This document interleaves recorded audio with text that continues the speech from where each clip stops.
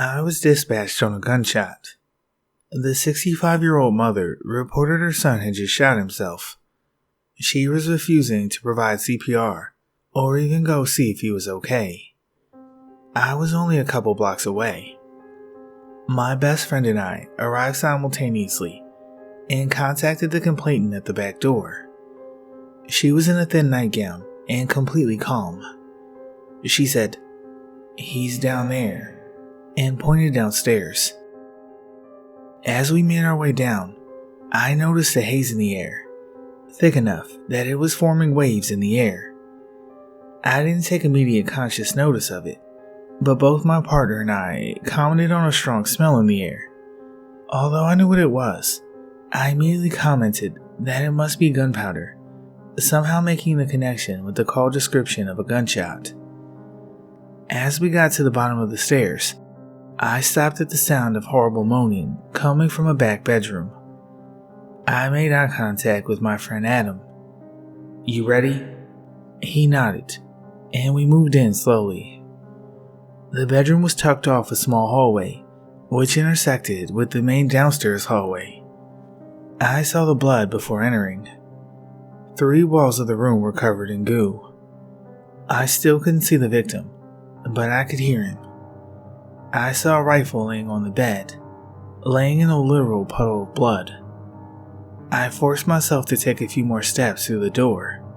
Training takes over, and for some reason I was remembering the adage, "Don't stop in the fatal funnel." As I came through the door, I saw him to my left. He was down on all fours, rocking back and forth. The first detail I noticed was his very red shirt. My mind thought it was weird that he was wearing such a very red shirt. I noticed the bottom hem of the shirt was white. It was just a normal white t-shirt. "Hey buddy, we've got help coming. Just stay right there." I'm not sure what you're supposed to say. He raised his face to me. It was completely cut in half, the skin flaps waving back and forth. He had stuck a rifle under his chin, and when he stretched to reach the trigger, his head tipped back. The bullet had entered the soft jaw, crossing the hard palate, and left right at the top of his nose. There was nothing left but cheeks. I'll never forget the moaning. I knew it wasn't funny, but my mind triggered on some sort of zombie and predator fanfic. On all fours, he kept rocking back and forth, shaking his head back and forth and just moaning. The sound is still with me. As he shook his head, the 2 flaps of cheek kept swinging back and forth, opening and closing, just like the fucking predator. I swear, if that guy had stood up and walked towards me, I would have shot him. The first few medics arrived. They had been told by dispatch that the subject was Echo, or obviously deceased, and hesitated until I pointed out that they needed to get on this one, and get on it now. They started to cut off his red shirt. I told dispatch to get the bird going now. She said, "You want them on standby?" She was trying to help me, as really, only medics are supposed to tell the air medics to fly. "No, tell them to fly now, this one's going." My sergeant was the third to arrive. When he got downstairs, he yelled at me, "What's that smell?"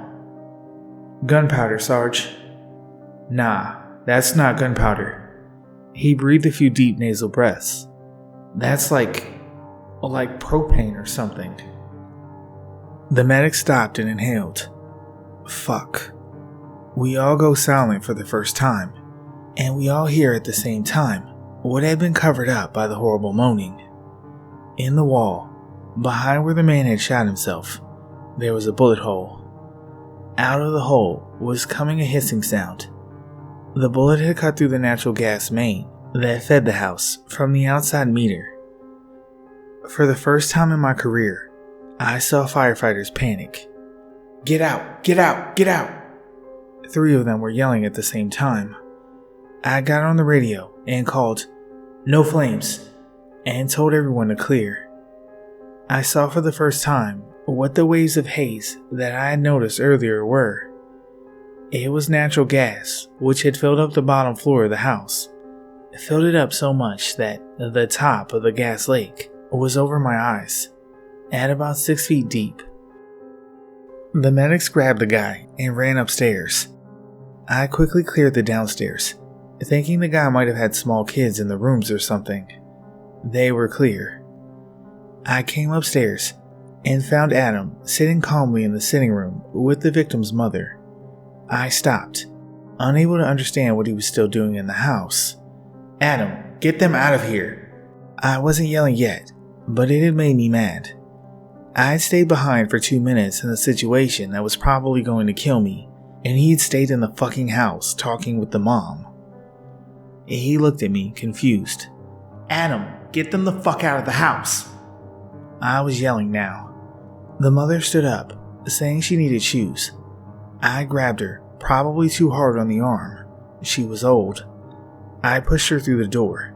"Get the fuck out, and do it now." I could feel myself losing a bit of control. I've never, ever lost control. Adam didn't understand. He had turned his radio down so he could sit with the mom and not have her hear the terrible details that would likely be on the radio. He hadn't heard me give out the evacuate order. He still didn't understand, but he trusted me implicitly. He stepped between me and the mom, who was still trying to get inside. He did what had to be done, but he did it gently at least. I couldn't manage that. I went back in with some hazmat guys 10 minutes later. The horror of the room was more noticeable this time. I saw that little bone and teeth chips were stuck in the soles of my boot. I saw that huge globs of human goo were dripping down the walls. I got to the clean wall, the only wall without goo all over it. It was the wall he had faced when he pulled the trigger. I looked down and saw his chin, laying on the carpet at my feet. "Dispatch, check with the hospital. See if they want this tissue." I couldn't believe I was even asking. The dude was going to die. I knew it. Everyone knew it, right? "That's affirmed. They want it delivered." "Copy." How the fuck? My sergeant, one of my best friends, offered to do it. "Nah, Sarge. Fuck it. I'll get it." I knew I was already going to feel this one.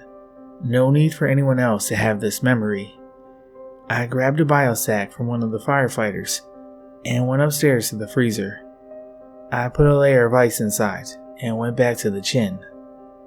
You know how sometimes it's the false expectations that get you? I went to pick up the chin. For some reason, I knew it would be hard, like chins are. When I grabbed it though, it felt like unset jello. Of course it did. There were no bones there. It was literally just the chin. It had fallen gooey side down and stuck to the carpet fibers as it dried over the previous 30 or so minutes. I had to tug at it pretty good, and it finally pulled off, landing in my palm, gooey side up. I could see where his whiskers poked out from the inside. Whoever thought that there was another end to each of our chin whiskers? I gave the bag to a firefighter to run it to the hospital. It didn't matter though. I knew he was dead, or going to be soon enough. I learned later that he was 45 years old. At age 35, he got a degenerative brain disease, Huntington's or something. It took him pretty quick, leaving him with the reasoning skills of an 8-year-old boy. His mother begged us on the front grass after I probably bruised her arm, just to let him die. "Where's the DNR?" I asked. There wasn't one. He died 2 hours after shooting himself. They pumped blood bag after blood bag into him, but it all just came out as massive facial wounds. The ME called me. "So, that was a weird one, huh?" Fucking MEs. "What do you need, man?" I asked him. "You notice anything strange in there?" he asked. "Nope, just another fucking suicide." "Yeah, I figured. Alright, see you on the next one," he said. Yup.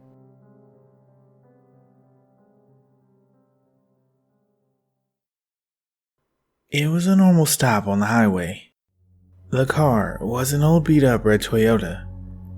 I switch the lights, and the car slowly makes its way to the shoulder and stops.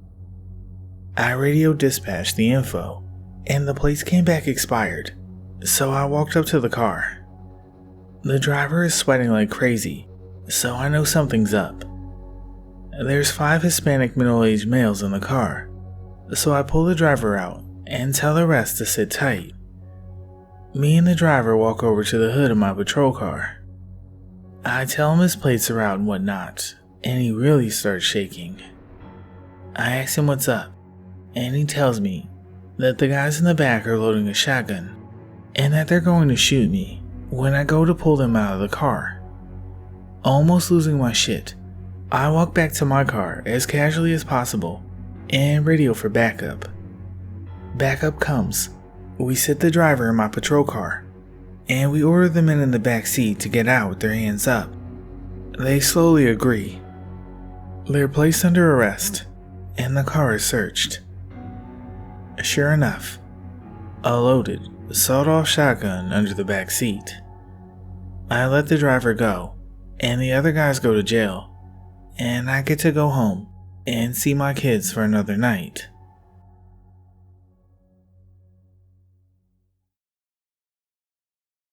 The worst call for me was an attempted suicide. Not because of the victim, who had very superficial cuts to her wrist, found naked and extraordinarily intoxicated, but her 9-year-old daughter. That was the hurt. Sitting in her nightgown, huddled on the floor of the bathroom, her mom's blood all over the floor and her nightgown. The only thing she said was, "She made me watch. She said it was my fault. Will she be okay?" Yeah, that one still hurts.